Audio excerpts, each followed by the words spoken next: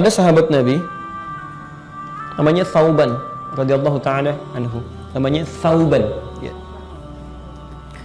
Beliau ini orang saleh, Masya Allah, ahli ibadah, teman-teman, dan selalu lekat dengan masjid, ya. Jadi ini terkenal di antara sahabat Nabi yang ahli masjid, nggak mau berpisah dengan masjid. Bahkan punya posisi khusus, pojok kanan. Ya, pojok kanan itu posisi favorit beliau, yang sudah diketahui pasti setiap Nabi ke masjid beliau sudah ada di pojok kanan. Ya, karena bayangannya bukan ingin mojok, bayangannya saya akan lebih khusyuk di pojok kanan karena tidak banyak terganggu dan tidak memungkinkan mengganggu orang. Samping kanannya kan cuma pelepah kurma tiang, samping kirinya satu orang, nengok ke belakang nggak mungkin, gitu kan? Jadi tidak banyak terganggu dan tidak banyak pengganggu orang. Maka beliau pilih di pojokan sebelah kanannya. Yang paling menarik, sahabat mulia ini ya rajin ke masjid, ya i'tikaf di sana, beribadah dan diketahui oleh Nabi dengan sifat yang tadi saya sebutkan. Tapi nampaknya kok tidak berimbang dengan keadaan fisiknya. Ya, orangnya kok kelihatan kurus, gitu kan? Seperti orang jarang makan dan sebagainya. Sampai kemudian Nabi bertanya kepada sahabat mulia ini, kenapa kamu begini? Ya. Kata Thauban radhiyallahu taala anhu, ya Rasulullah, saya bukan tidak mendapatkan makanan. Artinya makanan ada di saya, di rumah ada. Kemudian saya juga bukan gak mampu berjihad. Jadi jangan dilihat kalau kurus begini, kalau disebutkan jihad fisabilillah nggak bisa berangkat, saya akan jadi orang terdepan di dalamnya. Ya. Dan saya juga bukan orang yang sakit, ya. Maksudnya dalam keadaan kurus gini jangan dipandang misalnya lemah seperti orang sakit. Tidak. Tapi ini yang paling indah. Kata beliau, ya Rasulullah, saya ini seperti ini, sulit makan, sulit minum, bukan berarti nggak ada makanan. Tapi ketika siang datang, saya selalu memikirkan Anda. Kira-kira malam ketemu lagi nggak dengan Anda? Ketika saya malam, saya pikirkan lagi Anda. Ya, kira-kira bertemu lagi nggak dengan Anda? Dan yang paling membuat saya sulit menyentuh makanan adalah kalau di dunia, saya masih bisa lihat Anda ya Rasulullah. Tapi kalau kita berpisah, entah Anda duluan meninggal atau saya duluan yang meninggal, di surga kita ketemu lagi nggak? Anda bisa bayangkan, tiap hari bertemu Nabi, menghadirkan kenikmatan luar biasa, nggak mau pisah dengan Nabi. Ya, sementara itu beliau katakan, saya nggak tahu, saya berpisah nggak? Ya, saya bertemu nggak dengan Anda? Ya, karena Rasul kan Anda Nabi katanya. Ya, Masya Allah, baginda itu Rasul, Nabi, sedangkan saya orang biasa seperti ini. Saya khawatir ketika di akhirat Allah tempatkan Anda di tempat tertinggi, sedangkan saya ini siapa? Ya, kita bisa berbeda, kita bisa berpisah. Sedangkan dunia sifatnya sementara, jadi kalau nggak ketemu, misalnya kan besok bisa nyari. Tapi kalau akhirat kan abadi sifatnya. Kalau nggak ketemu, nggak akan ketemu untuk selamanya. Kalau bertemu, bertemu dengan selamanya.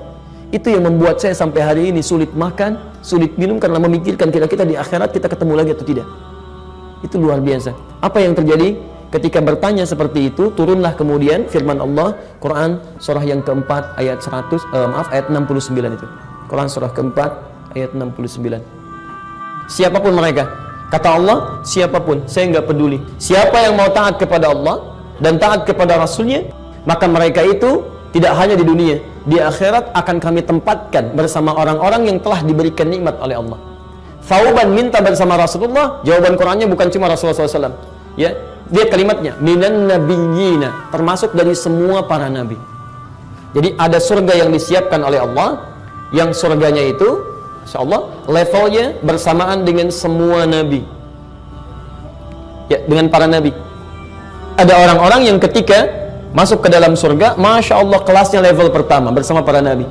Masya Allah. Ya. Jadi kalau Anda nanti masuk surga, insya Allah ditanya, kamu ketemu dengan siapa? Ada teman saya nih yang ini nih, jumpa kita di surga, alhamdulillah. Yang ini enggak. Tetangga kamu siapa? Masya Allah, Nabi Ibrahim. Antum siapa tetangganya? Masya Allah, Nabi Isa. Depan saya, Nabi Muhammad SAW. Ini poinnya. Ya. Ada lagi, was-siddiqina, dengan orang-orang jujur, was-syuhada, dengan para syuhada, karena syuhada levelnya tertinggi dengan para nabi, was-salihin, dan dengan orang-orang saleh. Ada 4 golongan di sini, para nabi, as-siddiqin, ya, syuhada, as-salihin, orang-orang saleh. Masya Allah. Kalau antum pengen punya cita-cita itu, ya pilihlah salah satu di antara ini. Antum pengen jadi apa? Jadi nabi nggak mungkin, jadi siddiqin bisa terbuka, jadi syuhada masih mungkin, jadi salihin itu sangat terbuka kesempatannya. Nah teman-teman sekalian, cara untuk mendapati ya itu tadi, maaf, yuti'illah wa rasul, ikuti Allah dan Rasul. Ya, ikuti Allah dan Rasul. Baik, pelan-pelan sebentar ya. Ketika turun ayat ini, Thauban bahagianya luar biasa. ditingkatkan lagi amalannya. Tingkatkan lagi. Jadi bukan cuma menaati Allah, tapi menaati Rasul. Begitu Rasul katakan ini, beliau kerjakan.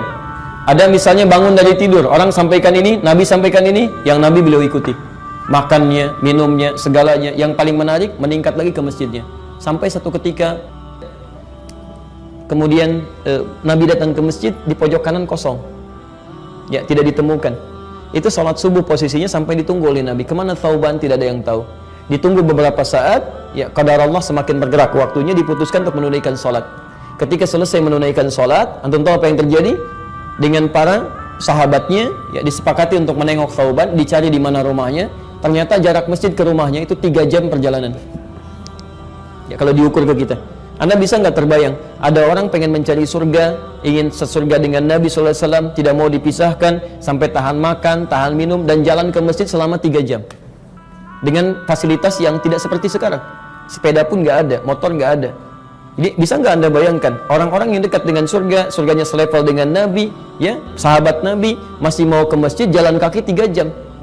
Jadi Anda yang bukan sahabat Nabi, surga belum jelas gitu kan, pengen selevel surga dengan Nabi, udah dikasih masjidnya dekat dengan rumah, belum mau berangkat juga. Ya mobil ada, sepeda ada, motor ada, apalagi yang belum ada untuk Anda? Ya, Anda perlu dikasih apa lagi? Apa perlu dibangun jembatan sampai ke rumah gitu kan? Nah, jadi ini beberapa poin yang coba kita hadirkan. Setelah sampai di rumahnya, ternyata qadar Allah, ya dengan izin Allah Subhanahu wa taala sudah meninggal dunia. Dikabarkan oleh istrinya, ya inna zauji qad mat, ya suamiku telah meninggal dunia. Kata Nabi, adakah sesuatu yang terjadi sebelum itu? Kata istrinya, tidak ya Rasulullah, kecuali dia ya menyampaikan kalimat-kalimat yang tidak saya pahami. Kata Nabi, apa itu? Disebutkan oleh beliau itu, ya Allah, ketika dia sakaratnya itu, ya Rab, ya Rab, ya Allah, ya Allah, kenapa nggak lebih jauh lagi katanya? Ya Rab, kenapa bukan yang baru? Kata Thauban ini. Ya, awas hati-hati ya, karena di akhir kehidupan ini, sebelum kita meninggal dunia, ya riwayat-riwayat menyampaikan pada kita bahwa amalan kita akan sekilas ditampakkan kebiasaan-kebiasaan kita. Makanya kalau Anda terbiasa dengan baik, maka akan nyaman, tenang. Panggilannya juga enak. Begitu mau meninggal, karena keadaan Anda tenang, lihat amalan ke masjid, ketemu orang-orang baik, kata-kata baik. Karena itu ketika meninggalnya pun baik. Quran surah 89 ayat 27 sampai 30. Ya ayyatuhan nafsul mutmainnah. Hei jiwa yang tenang, karena memang tenang. Nggak repot ya. Tapi kalau amalannya misalnya, maaf ya banyak amal salahnya, kata-katanya kotor, hubungannya buruk, maka panggilannya agak sedikit menegangkan. Ya, sambil dipukulin malaikat. Itu ada di Quran surah ke-8 ayat 50.